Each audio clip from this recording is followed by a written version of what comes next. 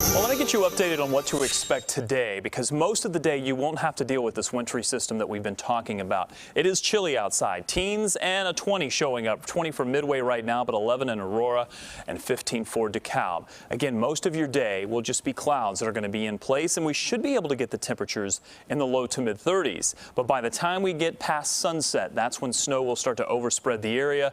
I think in the city it may be 5 to 6 before we start to see that, meaning that we should be able to get most of the evening commute out of here, although road temperatures are going to be cold enough that we will likely see this stick pretty quickly, carrying us into the evening. Now, I showed you clouds and radar earlier, but what I really want to show you is the watches and warnings. Winter storm warnings for DeKalb and McHenry, pretty much winter weather advisories for everyone else with the exception of Newton and Jasper. So temperatures are actually going to warm up through the day today and continue warming up overnight.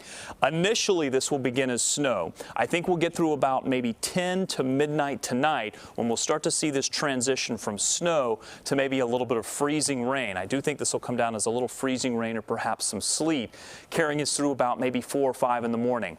After that, I think it's all going to change to rain, and by your morning commute, temperatures will actually be above freezing. So the temperatures are going to continue to warm up all through the day today, overnight tonight, and into tomorrow until we make it to about 40, 42 sometime tomorrow afternoon. Here's what I think for snowfall, but this is a little misleading. Let me explain. 1 to 3 or maybe as much as 3 to 6 the farther north and west you go. I think for the city 2 to 4 is probably a good number. But most of that's going to fall this evening. And if you're not out this evening or even overnight, you probably won't even notice this, because by tomorrow this is all going to turn to a slushy rain as the temperatures continue to rise, and most of this is going to melt before you even look out tomorrow. Some of the models are going substantially heavier.